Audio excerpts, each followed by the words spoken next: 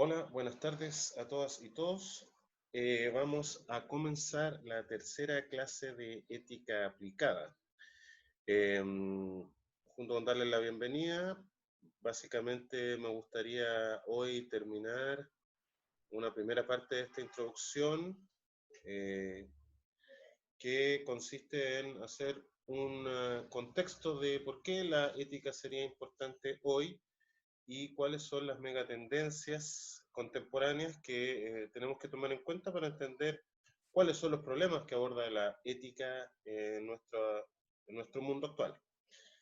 Habíamos señalado en la sesión anterior que habían varios elementos a considerar en cuenta. Por una parte, vemos un proceso de secularización, es decir, parece que la religión, que ha sido una gran fuente de eh, desde donde emanan códigos y normas morales, se ha ido retirando de nuestras sociedades más democráticas y liberales y ha dado junto con eso lugar también a una crisis del sentido, que se manifestaría en diversos fenómenos heterogéneos, como por ejemplo eh, la búsqueda de nuevas espiritualidades, por ejemplo, el auge del yoga y otra serie de sabidurías, generalmente no occidentales, que hoy día están captando la atención de las personas.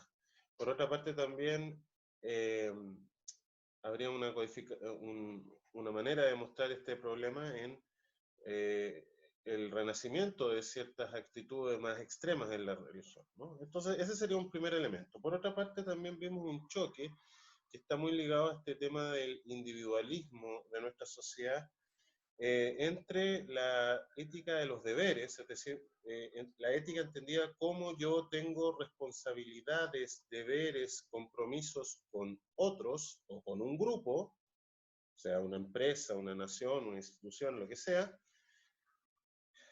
y el choque entonces de esta ética de los deberes y las pertenencias con una ética de la autenticidad que dice que en el fondo lo importante es que uno realice su propio proyecto vital, que se ame a sí mismo, que en realidad no debe aceptar intervenciones en las libertades personales de ningún tipo y de ninguna especie y que lo más importante es el desarrollo del yo de cada individuo, ¿no? Entonces habría un choque entre estas dos, digamos, entre una concepción más antigua de la ética de los deberes y una concepción más contemporánea de la ética de la autenticidad.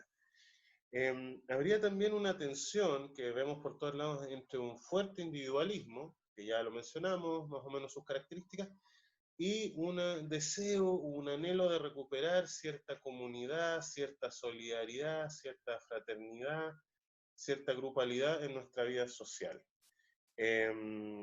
Esto también se plasma en diversas redefiniciones entre la relación entre lo público y lo privado, ¿no? Vemos hoy día que la vida privada se expone en redes sociales que en cierta manera son públicas y lo público se vacía, ¿no? Y de alguna manera se faranduliza, es decir, la vida privada se expone en los medios periodísticos, por ejemplo, a través de la farándula, qué sé yo, y se vuelve tema, digamos, y los asuntos públicos se tratan como si fueran temas privados, es decir, cada cual resolverá los temas más importantes de salud, de educación que le afecten a su familia y acorde a su capacidad de consumo de vida.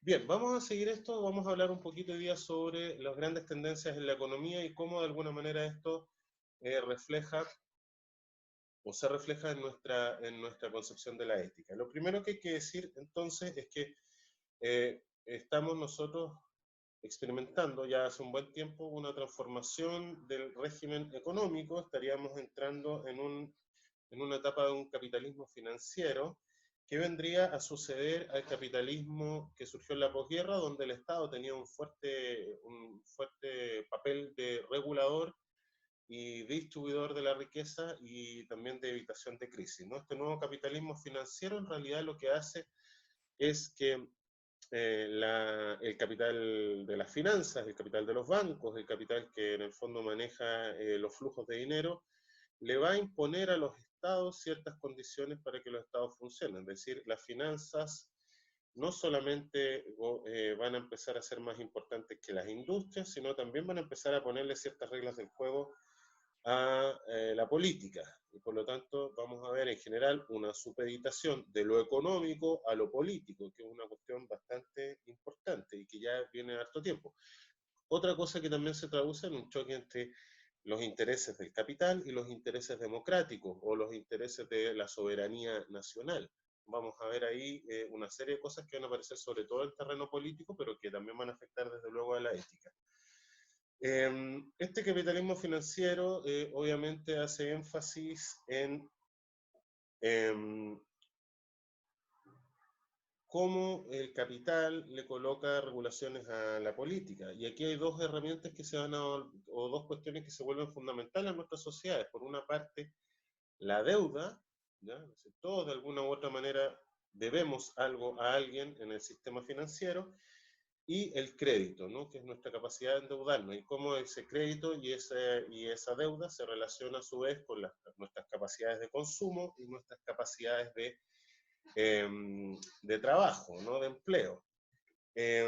Vivimos una sociedad en la cual tanto el consumo como la competencia y la comunicación son, por así decirlo, los ejes en los cuales se mueve el sistema económico.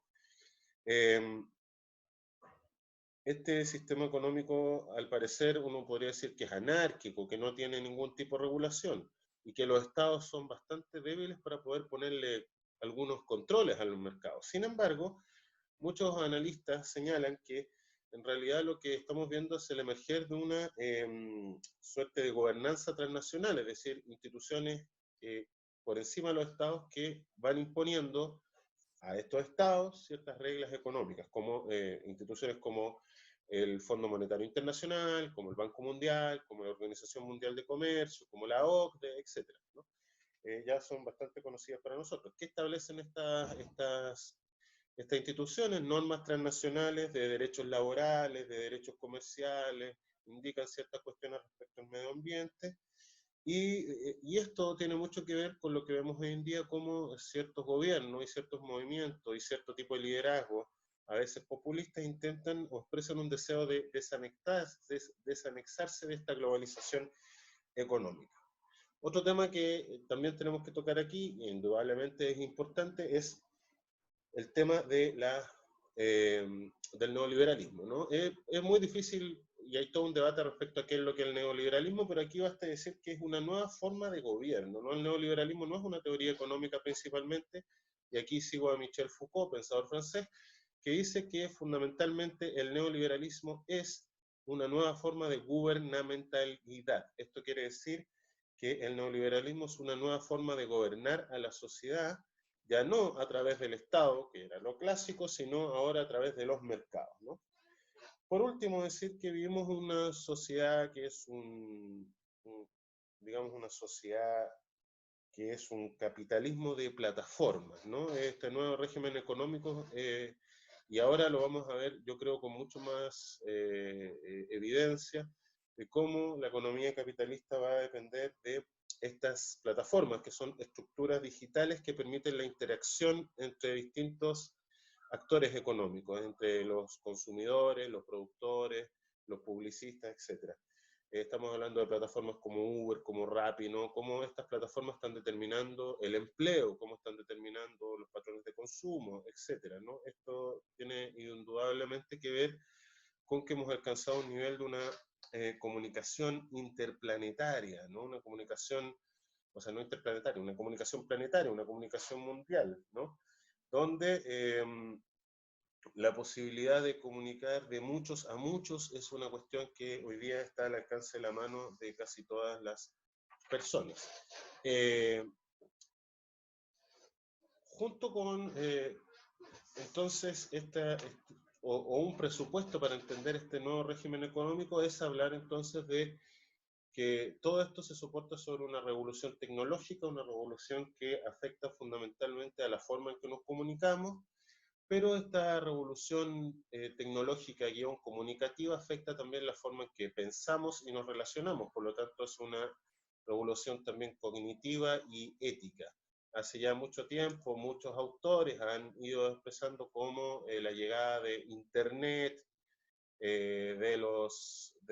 digamos, de la informática, de la comunicación inalámbrica, ha ido transformando lentamente nuestras formas de vida.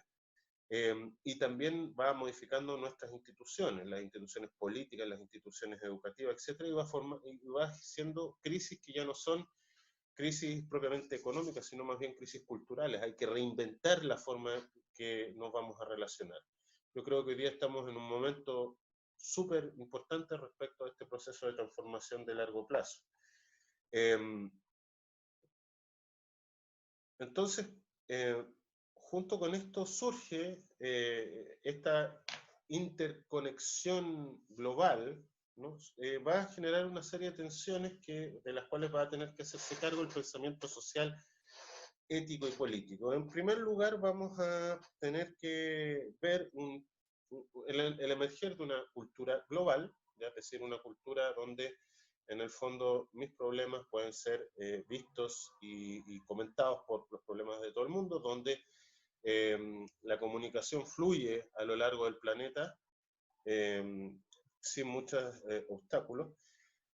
Justo al mismo tiempo vamos a ver un resurgimiento también de lo local, ¿no? Es como, y por eso mucha gente articula este fenómeno en el concepto de lo local, es decir, lo global junto con lo local. Ahí habría una tensión, ¿no? Es decir, por una parte se reafirman las identidades, aparece una identidad cosmopolita, ¿no? Todos somos ciudadanos del mundo, podemos viajar a cualquier parte, imagínense, podemos bajar una aplicación, contactarnos con un alemán, arrendarle su casa, ir a vivir para allá, etc. Este mundo como un poco donde ya no hay ciudadanos de ningún país, sino somos ciudadanos y ciudadanos del mundo. Este ideal cosmopolita choca al mismo tiempo con el deseo de reafirmar las culturas grupales, las culturas locales, las culturas nacionales, ¿no? Y a su vez, un tercer elemento que se sumaría a esto sería algo propio del individualismo contemporáneo, que sería el deseo de reafirmar las identidades individuales. Entonces tendríamos una tensión entre lo individual, lo grupal local y esta cultura global que estaría surgiendo, ¿no? Bien, ¿qué surge de este todo enjambre? Bueno, primero que vamos a ver que por una parte va a haber una sensación en nuestra sociedad de ensanchamiento de la libertad individual, pero con la retirada del Estado como gran organizador, gran coordinador, gran distribuidor de las sociedades, vamos a experimentar un creciente síndrome de desprotección, inseguridad e incertidumbre social, ¿no? El miedo y la desconfianza pasan a ser emociones muy centrales en nuestra experiencia social. Y de alguna manera, gran parte de lo que demandan o los movimientos sociales que han surgido en el último tiempo, desde el 2011, por ejemplo, en adelante, los indignados, lo que ocurrió en Chile, etcétera, el estallido social incluso, es un reclamo respecto a que se ha dejado a los individuos, a las familias, a los grupos desamparados frente a un mercado implacable, cruel y salvaje, donde el que no es capaz de competir simplemente pierde la partida y no va a tener acceso a lo esencial, a lo básico, a sus derechos sociales, ¿no? Junto con esto surge también, con esta expansión del consumo, la idea de que lo único que vale es el dinero, ¿no? La monetarización de la vida. Y esto lleva también aparejado la idea de una intoxicación consumista, ¿no? Es decir, la única propuesta de sentido que nos estaría ofreciendo nuestras sociedades es consumir, ¿ya? Y tener experiencias intensas relacionadas con el consumo.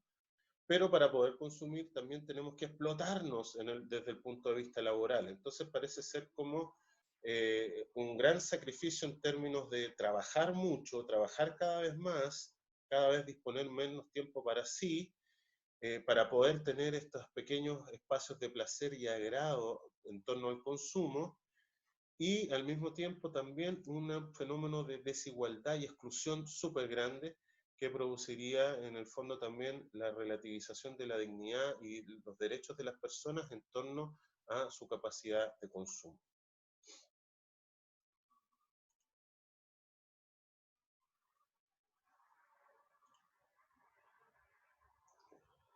Ya, entonces de aquí surgen algunas preguntas que tienen que ver con el concepto de desarrollo, ¿no? Primero, ¿cómo coordinar lo local con lo global? ¿Cómo hacer que este capitalismo, que se basa en el consumo, en la expansión constante de la producción, que para expandir esa producción necesitamos extraer muchos recursos naturales de ecosistemas que no son infinitos, cómo podemos aunar crecimiento con un medio ambiente sostenible? ¿Cómo podemos congeniar esta gobernanza transnacional de instituciones económicas, etcétera, y el poder creciente de las corporaciones internacionales con el control nacional, la soberanía de los estados, etcétera? ¿Cómo poder congeniar también las grandes riquezas que promueve el capitalismo actual con las grandes desigualdades que promueve el capitalismo, ¿no? Entonces, bueno, hay una serie de escándalos éticos que la ética va a tener que hacerse cargo. La pobreza, la implosión de la familia, la indefensión de la infancia, la discriminación de género, la situación de las mujeres, la relegación de los pueblos originarios, la desigualdad, el apartheid medioambiental. Ahí hay una serie de elementos que van a aparecer en nuestras clases siguientes como elementos contemporáneos que nos dan desafíos éticos. Y también algo muy importante, parece que vivimos un mundo contradictorio, ¿no? Por una parte, hay una gran valoración de la democracia, de los derechos humanos, pero surgen nuevos autoritarismos o liderazgos con características autoritarias, Bolsonaro, Trump, etcétera, una serie de presidentes que en el fondo muestran o hacen gala de una actitud autoritaria como forma de resolver los problemas del presente. Mientras vemos un gran mestizaje cultural, por ejemplo, uno ve hoy día cualquier artista pop, ¿no?, que mezcla elementos de distintas culturas, vemos al mismo tiempo crecer la xenofobia, ¿no? Y la xenofobia es por una parte, y esto lo ha demostrado muy bien Adela Cortina, que es una filósofa española que vamos a hablar bastante sobre ella, está mezclada por una parte con la alterofobia, es decir, miedo a cualquier cosa que sea distinto a lo que conozco, a lo que se parece a mí, y por otra parte aporofobia, que es el miedo y el rechazo del pobre, ¿no? Parece que no todos los inmigrantes nos molestan, no nos molesta el futbolista exitoso que viene afuera a jugar en nuestros equipos locales, sino que nos molesta el inmigrante pobre, el inmigrante además que es distinto a nosotros, que habla otro idioma, que se ve porque tiene que pertenece a una raza distinta, es decir, también hay un elemento racializado en todas estas discriminaciones nuevas que están apareciendo. Y esto evidentemente también tiene que ver con el crecimiento económico y nuevas formas de miseria que están apareciendo en nuestra sociedad, ¿no? Ya el pobre ha cambiado. Evidentemente a lo mejor hoy día la gente ya no se muere de hambre, pero hay una desigualdad brutal. Y evidentemente el contexto que estamos experimentando del COVID-19 va a mostrarnos esas características de la sociedad, es decir, quién puede acceder a la salud, quién no puede acceder a la salud, quién es contabilizado dentro de los contagiados, los enfermos, los muertos, y quién cuyas muertes no importan. Eh, Vamos a ver una aparición brutal de todos estos fenómenos que estamos contemplando en los próximos meses, producto de esta pandemia global.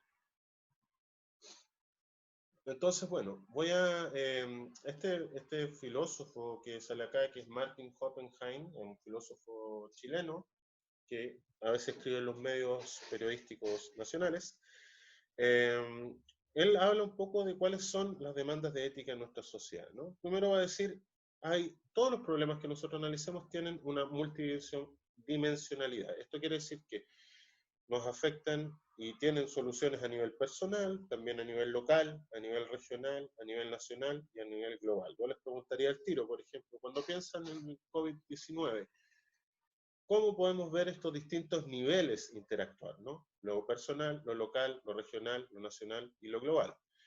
Además, tanto los problemas como sus soluciones tienen una rápida viralización. Esto es por lo que ya hablábamos. Vivimos en un mundo hiperconectado, en una sociedad donde las comunicaciones fluyen en un tiempo real, con simultaneidad, etcétera. Por lo tanto, y esto también da una experiencia, lo que vamos a hablar después con un poco más de atención, de una especie de aceleración del tiempo, ¿no? Parece que vivimos tiempos muy acelerados, donde las cosas pasan rápidamente y donde lo que en algún momento pareció sólido y firme se desvanece en el aire. Los estados están afrontando una serie de problemas que es muy difícil que un estado por sí solo logre enfrentar. La sociedad civil, los distintos grupos, comunidades que hay en la sociedad están diversificando sus demandas, es decir, hay cada vez más grupos con demandas muy distintas. Lo que vemos nosotros, por ejemplo, en los movimientos sociales, que son una serie de problemas de distintos grupos que intentan aunarse en un solo movimiento, pero si uno escucha las voces ahí, son voces distintas que están hablando a veces de temas bien distintos. También hay imperativos sistémicos internacionales, ¿no? Es decir, ningún país puede, así como así, sin costos, llegar y salirse de la economía mundial, salirse de este sistema de instituciones internacionales que se está generando, ¿no? Y vemos el caso Brexit y otros que así lo demuestran, exceptuando si es una economía muy poderosa, por ejemplo, como China. Y tendríamos que ver si efectivamente China puede hacer un movimiento de esa naturaleza.